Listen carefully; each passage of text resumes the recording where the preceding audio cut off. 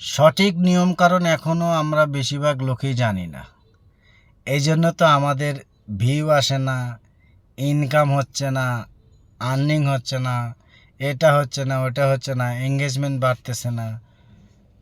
এটা হলো আমাদের মূল কারণ। সঠিক নিয়মে যদি আমরা ফেসবুকে কাজ করতে পারতাম, সকল গাইডলাইন যদি মেনে চলতে পারতাম, তাহলে আমি আশা করি ইনশাআল্লাহ আমরা সফলতা দ্রুত পেয়ে যেতাম। এখন বিশেষ করে আমরা বেশিরভাগ লোকই সকল গাইডলাইন মেনে চলতে পারি না। আর ফেসবুকের যে আপডেট আর নতুন নতুন আপডেট আসে এগুলো আমরা বুঝি না। এমনও লোক আছে, মূর্খ মানুষ, এখন কিছু বোঝে না। যেমন আমি কিন্তু সেই মাপের শিক্ষিত লোক, বাংলা তো দূরে কথা, ইংলিশই ধরতে পারি না।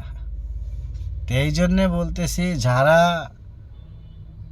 শিক্ষিত আছেন, যাদের মেধাবী আছেন যারা, ইনশাল্লাহ তারা সকলেই চেষ্টা করবেন সকল নিয়ম কারণ মেনে চললে ইনশাল্লাহ আপনিও দ্রুত সফলতা পাবেন। আর ফেসবুকে কাজ করতে আসছেন, ধৈর্য, এটা হলো ধৈর্যের জায়গা।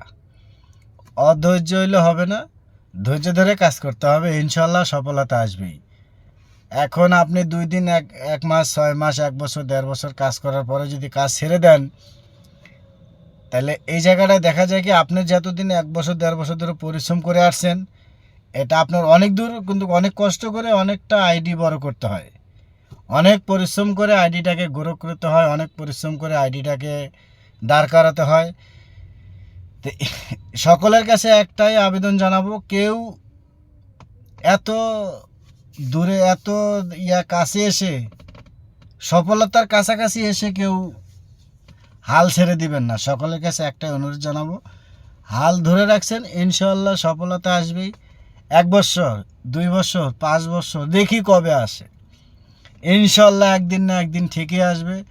সবই আল্লাহ তালার ইচ্ছা। আল্লাহ তালার উপরে ভরসা রাখুন, ফেসবুক মামার উপরে ভরসা রাখুন, ইনশাল্লাহ সব ঠিক হয়ে যাবে।